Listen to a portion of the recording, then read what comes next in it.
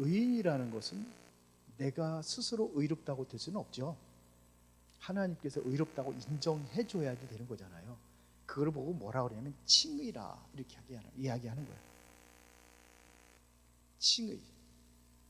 성경에서는 모든 사람이 다 죄인이라고 말씀하고 있습니다. 그렇죠? 인간은 누구나 다 죄인이에요. 욥기서 9장 2절에 다 같이 읽어볼까요? 진실로 내가 이 일이 그런 줄을 알거니와 인생이 어찌 하나님 앞에 의로우랴. 인생의 삶이 하나님 앞에 의롭다고 할 수가 없다는 거예요. 이거 욥이라는 사람이 이제 고백, 여기 욥기서에 나와 있는 건데 의로울 수가 없어요. 그래서 로마서 3장 10절에 기록된 바 의인은 없나니 하나도 없습니다. 그러면 애기들이 무슨 죄가 있습니까? 애기들이. 그런데 성경에서는 애기들도 뭐예요? 그래서 내가 죄악 가운데 출생하였으며 이렇게 얘기하잖아요. 죄악 가운데 출생했대요. 죄악 속에서 우리가 출생했어요. 그래서 아예 의로운 사람은 하나도 없어요. 전도서 7장 20절에 보면 선을 행하고 전혀 죄를 범하지 아니하는 의인은 세상에 없기 때문이로다 그랬어요. 전혀 죄를 범하지 않은 사람은 세상에 아무도 없어요. 그래서 두 번째, 인간은 하나님 앞에서 의롭다고 인정받아 영생에 들어갈 수 없다. 누구든지 자기 스스로 의롭어서 행으로다가 의롭게 되는 사람은 아무도 없다는 거예요. 우리가 옷은 더러우면 세탁하면 돼요. 그렇죠? 몸이 더러우면은 몸은 닦으면 돼요. 그런데 우리의 이 죄악은 이것은 닦을 수가 없고 씻을 수도 없어요. 그리고 어떻게 마음을 열어가지고 세탁할 수 있어요? 각종 세탁기가 고장이 나가지고 좀 빨래 제대로 못하고 있다고 그러는데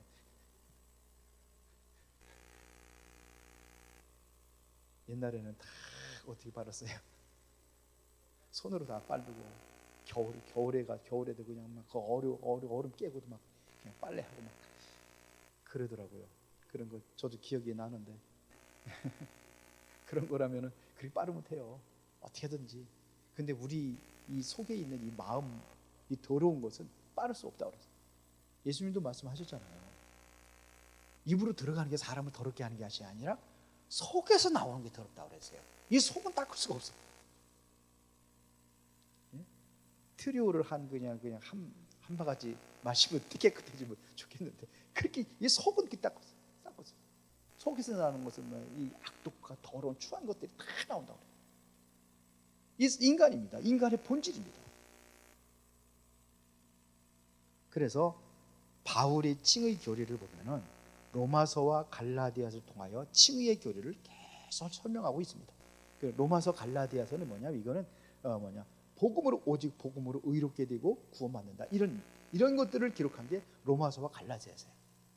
로마서 1장 17절에 자, 복음에는 하나님의 의가 나타나서 어떻게 해요? 믿음에 이르게 하나. 기록된 바 오직 의는 뭘로 살리라? 믿음으로 말미암아 살리라 함과 같으니라. 믿는다는 것은 뭘 믿는 거예요? 예수님 믿는 거예요. 예수님. 말씀에서 뭘 누구 얘기냐? 예수님 얘기하는 거잖아요. 예수님 얘기하는 거잖아요. 너희가 성경에서 영생을 얻는 줄 알고 이 성경을 연구하거나 이 성경은 누구? 예수님 얘기하는 거예요. 나에 대해서 기록했다. 예수님을 아는 거예요. 알고 믿는 게 이게 구원입니다.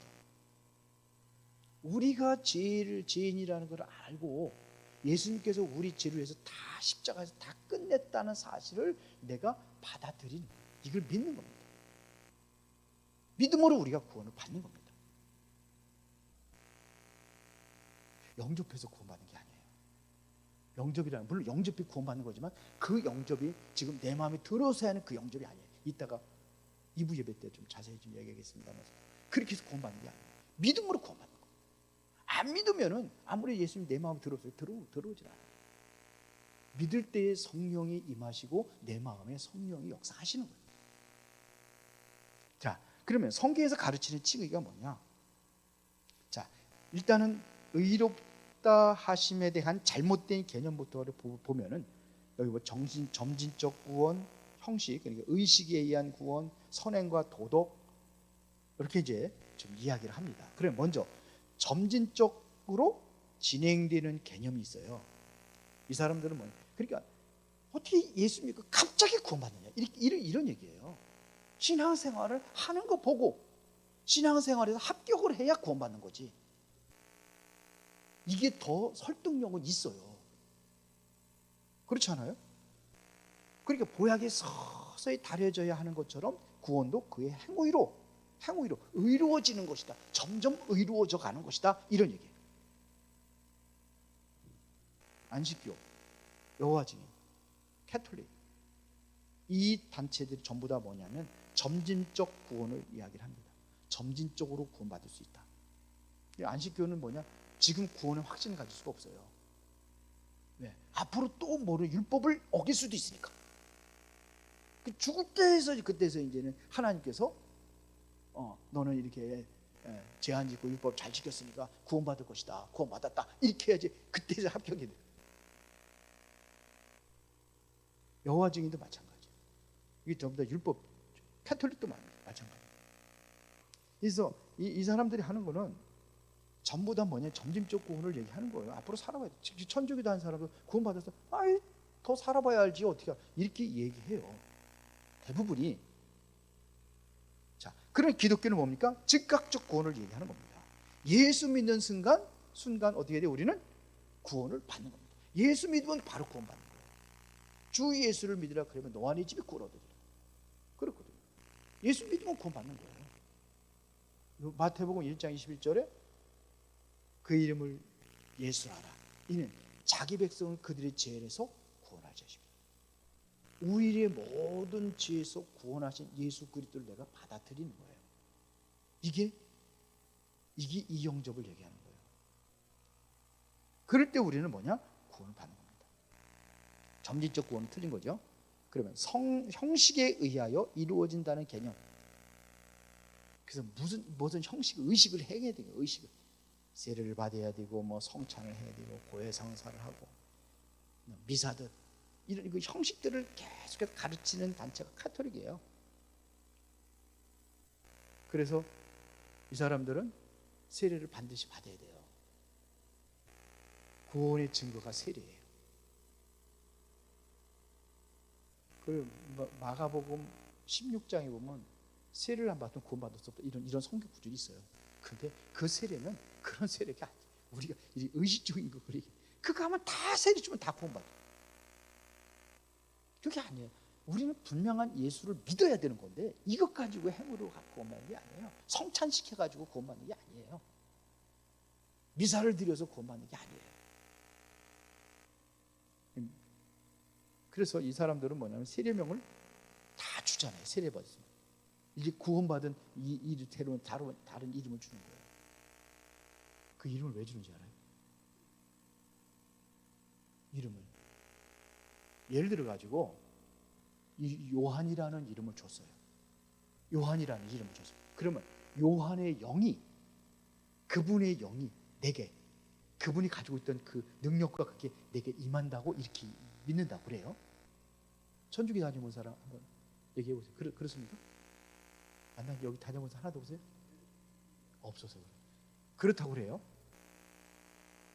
그래서 세례명을 주는 거예요. 그러니까 뭐예요? 요한이라는 이름 가지고 전 세계에 너무 많아. 그러면 그 능력들이 전부 다 나눠지면 그럼 어떻게 돼? 약해지는 거예요. 그래서 주로 대부분 성경에 있는 그 인물들을 주로 얘기를 하고 또 어떤 때는 뭐냐 신부들도 이렇게 얘기를 하고 뭐 유명한 사람들 이렇게 해서 그렇게 얘기도 하는 것 같아요. 그런데 여하튼 간에 세례명을 줍니다. 다른 명을 주는 거예요. 자, 이래서 구원받는 게 아닙니다. 그러면서 세 번째, 선행이나 공덕에 의하여 의롭게 된다는 개념이 있어요. 공덕설, 카톨릭도 공덕설, 불교도 공덕설. 요거는 한번 읽어봅시다. 한번 제가 읽어드릴게 잘 보세요. 카톨릭의 공덕설은 불교의 공덕설이나 거의 같다. 이는 기독교가 로마로 들어갈 당시 로마 국교는 미트라, 태양신 숭배하는 종교입니다. 이 종교가 망하고 브라만이라는 종교가 된다. 이게 여기서 나온 것이 불교예요. 근데 기독교는 이들에게 굉장한 핍박을 받습니다. 그러다가 그런 후에 기독교와 불교가 혼합돼서 나온 것이 캐톨릭이다. 그래서 캐톨릭이라는 이 단체는 이거는 우리 기독교와 사촌이 아니에요. 불교하고 사촌이에요. 성경만 가지고 있을 뿐이지.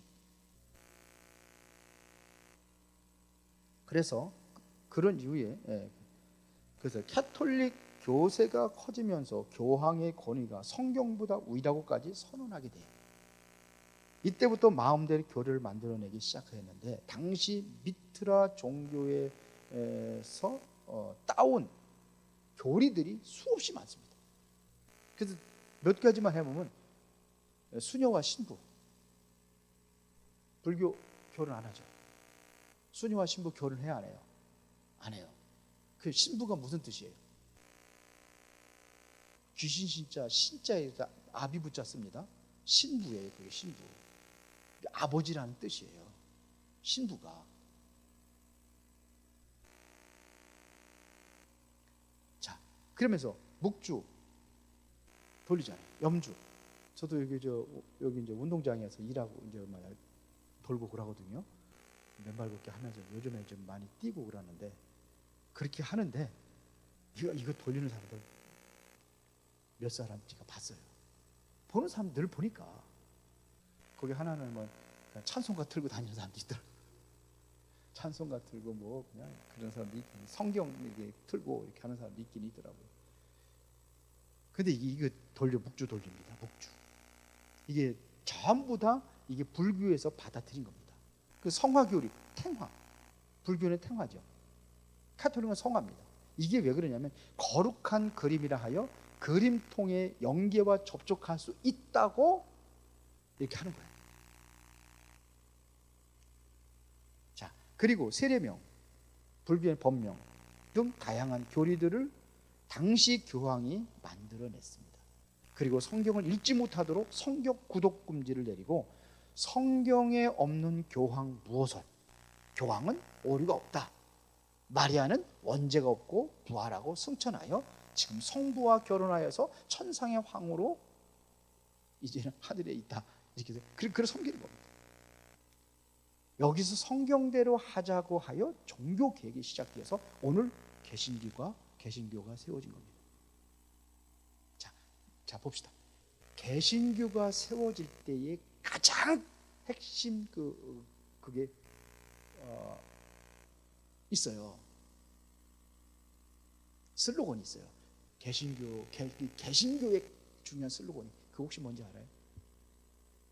교회 위에 교회 없고 교회 아래 교회 없다. 캐톨릭은 완전 위에서 이렇게 해서 지배하는 거. 본부가 있어요. 본부. 이단들은 전부 다 뭐가 있냐? 본부가 다 있어요. 본부. 이게 캐톨릭이에요. 그래서 종교계 갈 때 가장 그 슬로건이 뭐냐면 교회 위에 교회 없고 교회 밑에 교회 없다. 이게 맞는 거예요. 왜 그러냐? 은혜로운 교회는 다른 어떠한 다른 교회에서 이거를 마음대로 할 수가 없어요. 총회에서 할 수가 없어요. 총회에서. 왜? 이 교회는 하나님께서 세우셨고 교회의 머리는 뭐냐? 예수 그리스도. 우리는 그 지체예요. 그게 교리입니다. 맞아요? 그렇게 된 겁니다. 자, 그러면 칭의의 성경적 개념. 아니야. 두 번째죠. 자기의 의와 하나님의 의. 요거 봅시다. 로마서 10장 2절 3절에 보면 내가 증언하노니 그들이 하나님께 열심히 있으나 올바른 지식을 따른 것이 아니니라. 하나님의 의를 모르고 자기 의를 세우려고 힘써 하나님의 의에 복종하지 아니하였느니라. 누구예요? 나의 의예요. 나의 의. 이것 가지고 그런데 성경 자기의 노력 가지고 자기 의 가지고는 어떻게 돼요? 의롭다함을 얻을 수가 없다는 겁니다.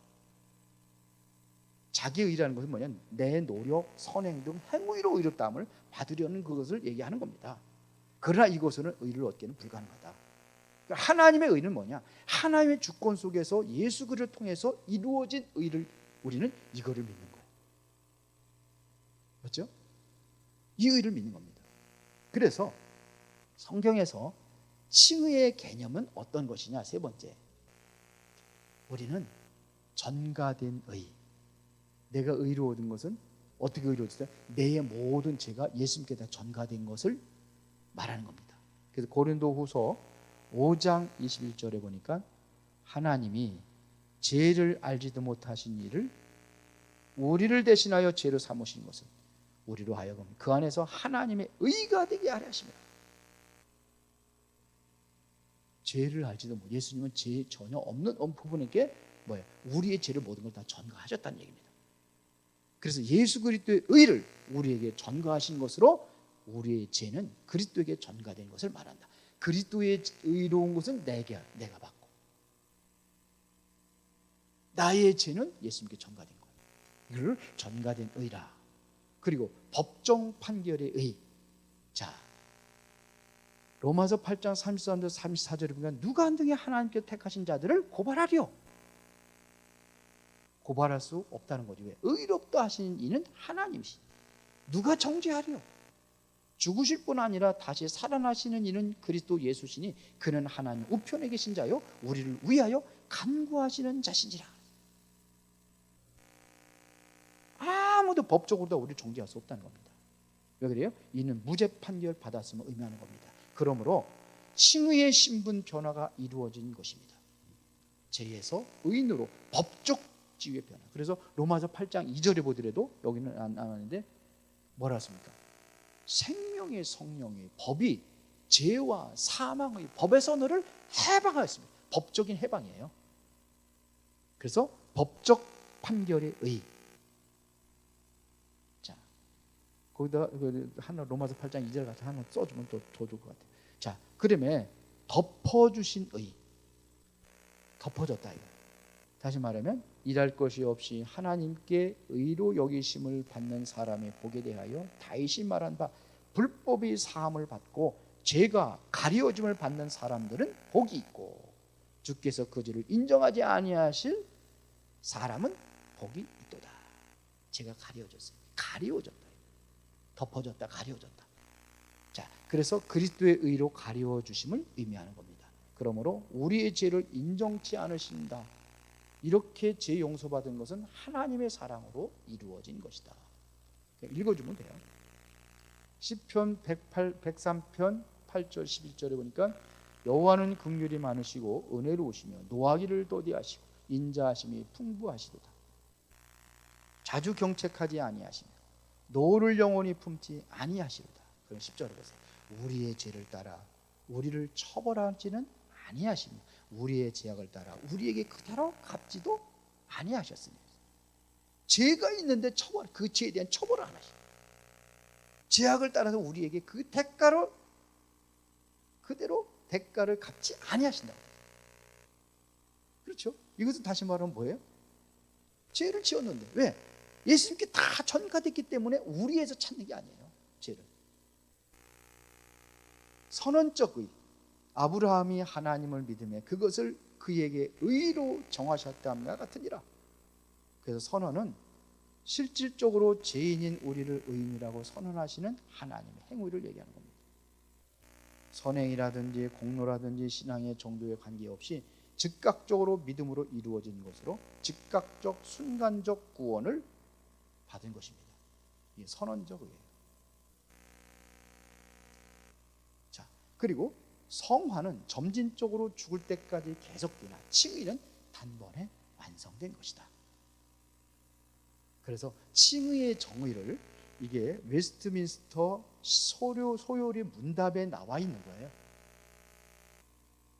자, 거기에 그대로 하면은 의롭다 하심은 다 같이 읽어봅시다. 시작. 의롭다 하심은 하나님의 값없는 은혜로 정하신 것인데 저가 우리의 죄를 사하시고 그 앞에서 우리를 옳게 여겨 받으시는 것이니 이는 다만 그리스도의 의를 우리에게 돌려 붙이심인데 우리는 오직 믿음으로 받는 것이다.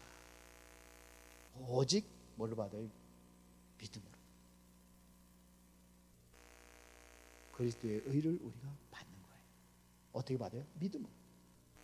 자, 그럼 믿음으로 받으면 무엇이냐? 로마서 3장 23절 24절에 모든 사람의 죄를 범하였으면 하나님의 영광이 이르지 못하더니, 그럼 24절입니다. 그리스도 예수 안에는 성령으로 말미암아 하나님의 은혜로 값없이 의롭다 하심을 얻은 자 되었느니라. 우리는 값없이 의롭다 하심을 얻은 자가 된 거예요. 값없이 죄가를 뒤치는 게 아닙니다. 그러면 우리는 믿어지면 입으로 시인하는 거예요. 믿음은. 그래서 사람의 마음으로 믿어 의에 이르고 입으로 시인하여 구원에 이릅니다. 야곱가에서, 이거는 야곱가에서 잘 알잖아요. 야곱은 어떻게 됐어요? 하나님께서 미리 태중에 있을 때부터 이미 하나님께서는 뭐예요? 정하셨어요. 큰 자가 작은 자를 섬길 것이다. 약속의 자녀로 나온 사람이 누구냐면 야곱이에요. 그 야곱은 가만히 있어도 하나님의 축복을 받는 게 당연한데 지가 인본주의 써가지고 고생하는 거예요.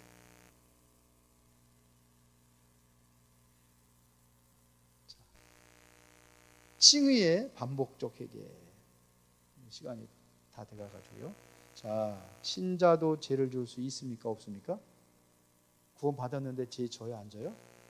죄를 져요.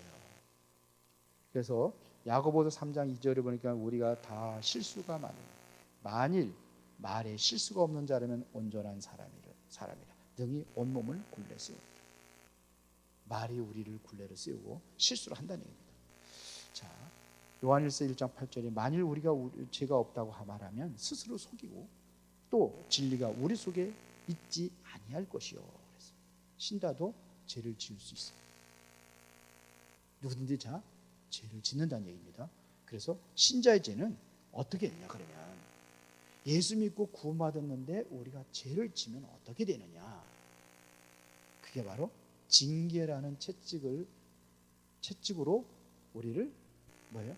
교훈하는 거예요. 징계는 뭐예요? 교훈하는 거예요. 채찍을 들어가지고 교훈하는 거예요.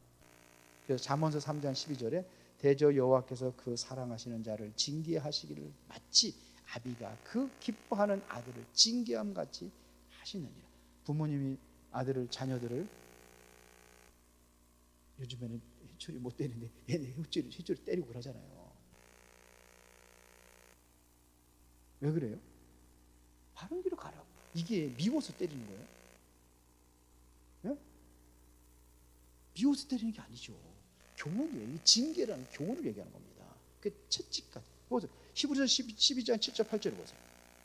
너희가 참음은 징계를 받기 위함이라 하나님이 아들과 같이 너희를 대우하시나니 어찌 아버지가 징계하지 않는 아들이 있으리요. 징계는 다 받는 것이고 너희에게 없으면 사생자요 친아들이 아니지라. 잘못하는데 그냥 내버려 두면은 어떻게 되는 거예요? 그게 무슨 아버지라 갈 수 있습니까? 친아들이 아니라니. 징계란 하나님의 법정의 재판장이 아니라 아버지로 나타나 우리의 죄를 꾸짖고 바른 길로 나가도록 채찍을 가하는 일이다. 그래서 신자는 믿음으로 하나님의 자녀가 돼요. 죄를 지으면 뭐가 온다고요? 징계가 와요. 그래서 신자는 자녀로서 반복적인 회개가 필요하다. 단회적인 회개는 구원받는 회개를 말하며 반복적 회개는 죄를 지을 때마다 하는 거예요. 성경이에요. 계속 죄를 지적하고 하지 말라고 계속 신약성이 계속 나와요. 그게 무슨 죄예요? 성경 전체에서. 그게 원죄를 얘기하는 거예요? 자범죄를 얘기하는 거예요? 다 자범죄예요. 우리 초창기 때 교회가요. 누가 얘기했던가 제가 기억이 안 나는데 어떤 목사님이 그렇게 얘기를 했습니다. 초대의 이제 그 목사님들이. 그런데 뭐라 그러냐면요. 경찰서 100개를 세우는 것보다 교회 하나 세우는 게 더 유익하대요. 그래서 왜 했죠? 그만큼 도덕과 윤리적인 것에 가장 올바르게 하는 데가 교회라, 이런 얘기예요. 그래서 그런 문제가 어려우면서는 뭐예요? 채찍을 들여서 하나님께서는 바른 길로 가도록 이렇게 하는 게 성경에서의 교훈입니다. 맞습니까? 자, 그래서 여기 적용이라는 것은 우리 같이 한번 어떻게 생각하는지 본문을 통하여 새롭게 깨달은 점이 있다면 무엇입니까? 깨달은 거 있어요? 여러분들 의롭다 하심을 받았습니까? 그러면 의인으로서 어떠한 삶을 살아야 한다고 생각하십니까? 구원 받았으니까 내 마음대로 그냥 죄짓고 범죄하고 막 그렇게 살아도 된다는 건 아니잖아요. 그런 건 아니죠. 그래서 우리 기독교인들은 좀 도덕과 윤리적인 것도 우리는 바르게 지켜야 될 이유가 있어요. 성경이 그렇게 가르칩니다. 성경에서 그렇게 가르칩니다. 전부 다 보면 그렇게 다 가르쳐요. 바울도 그러잖아요. 그래서 어디에요? 옛 구슬, 썩어져가는 옛 구슬을 벗어버리고, 옛날은 내가 불신자도 그렇게 살았다 할지라도 이제 새 사람을 입어라. 새로운 삶을, 새롭게 우리가 변화됐으니까 과거의 그러한 습성을 따라 살아가는 삶에서 벗어나라, 이런 얘기죠. 맞습니까? 네. 우리 기도하고 마치겠습니다. 하나님 아버지, 감사합니다. 오늘도 우리가 믿음으로 의롭다고 인정받은 하나님의 백성들로서 이제 의로운 삶을 살아가는 데 부족함이 없도록 인도하여 주옵소서. 우리가 징계를 두려워하지 아니하고 그때마다 내 자신을 돌이키고 회개하고 또 새로운 삶을 살아갈 수 있도록 축복하여 주옵소서. 예수 그리스도 이름으로 기도드리옵나이다.